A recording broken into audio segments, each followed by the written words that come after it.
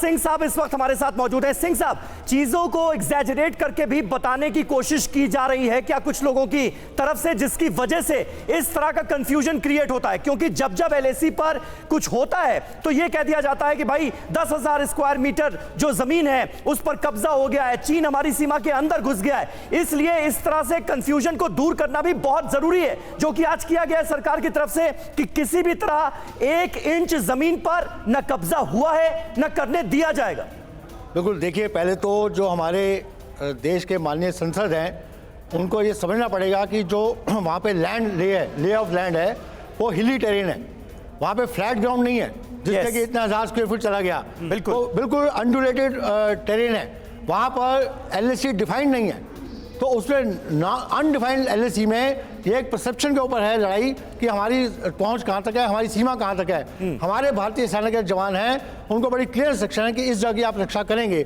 जैसे कपिल जी ने बताया और पहले जनरल साहब ने बताया कि हम एक पर्टिकुलर जगह पर खड़े हैं, अपने देश उसकी रक्षा कर रहे हैं, हम आक्रमण नहीं करते। लेकिन सवाल यही था चतुर्वेदी से, सवाल यही था कि एक एजम्पशन सब बनाने की कोशिश। देखिए, यह बात थी कि एक ऑफिशियल स्टेटमेंट सरकार की तरफ से आए, सदन के सामने आए, फिर उसके बाद जो भी एक डेमोक्रेटिक कंट्री में सवाल उठेंगे, ये हम सभी जानते हैं, सवाल उठना जायज भी है, वो उनका हक है। लेकिन उसके पहले ही एक परसेप्शन देश के अंदर क्रिएट करने की कोशिश, जैसा हमने पिछली बार भी देखा था और उसको अभी भी कैरी किया जा रहा है, उसी के को रेफरेंस पॉइंट बना के ये छाती पीट रहे हैं कि भाई जमीनें गई, हिंदुस्तान की जमीनें चीन ने छीन ली। बहुत दुर्भाग्यपूर्ण है रवि, लेकिन कुछ बातें जो आज वक्तव्य में जो बड़ा संवेदनशील मुद्दे पर जो सुलझा हुआ वक्तव्य हमारे रक्षा मंत्री ने दिया है, उसकी जो मुख्य बातें हैं, एक ये कि ये जो हमला हुआ या जो एग्रेशन हुई है वो चाइना की तरफ से हुई और हमारे जवानों ने उसका अच्छा मुकाबला किया और स्टेटस को जो चेंज करने की कोशिश थी वो चाइना की तरफ से हुई। हमने इंश्योर किया कि वो वापस जाएं।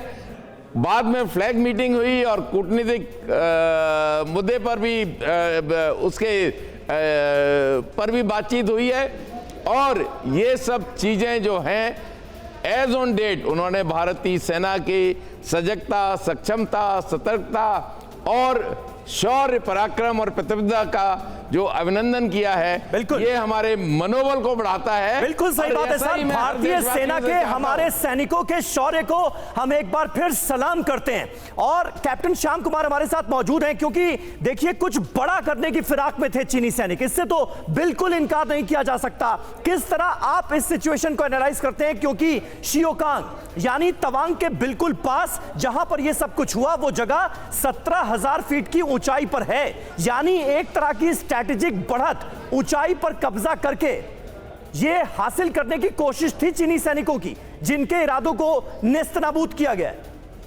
अलग अलग ढंग से चाइना अपनी एक्सकर्सन जो है करता रहता है। आप अगर ईस्टर्न लद्दाख की बात करें तो वो गलवान की घाटी का एक कहानी जानते हैं पूरी तरह से हम लोग। फिर वो अगर हम डोकलम की बात करें जो नेपाल की सीमा के साथ उधर हुआ, अब ये भूटान और हमारे तिब्बत के साथ लगा हुआ जो इलाका है वहाँ पर ये हुआ। तो ये इनका एक तरीका है, ये कहते हैं कि आग हो ना हो, चिंगारी जलती रहनी चाहिए, मुद्दा बना रहना चाहिए ताकि पूरे देश और विश्व में एक बना रहे ये माहौल की एक हमारी डिस्प्यूटेड टेरिटरी है, वहाँ पे लड़ाई चल रही है। लेकिन हम उसका जवाब बड़ी अच्छी तरह से दे पाए हैं हमेशा से। आगे देखिए पिछले 4-5 सालों में जो भी घटनाएं हुई हमने बड़ी बढ़ चढ़ के इसको झेला है और इसको जवाब अच्छी तरह से दिया है दमखम के साथ। इसके साथ भारतीय वायुसेना का जो एक्सरसाइज आप देख रहे हैं ये भी कोई प्री प्लान्ड एक्सरसाइजेस रहती नहीं, कभी कभी सामयिक रूप में की जाती है मैरीटाइम सेक्टर के साथ। तो आप देख रहे हैं पूरे ईस्टर्न सेक्टर में मैरीटाइम एलिमेंट्स के साथ जो सेकेंड एक्सरसाइज होगी वो ये बताएगी कि अगर चाइनीज बे ऑफ बंगाल में रहते हैं तो भारतीय नौसेना उसका एक इंटीग्रेटेड कैसे अटैक को कैसे रूप दे सकेगी।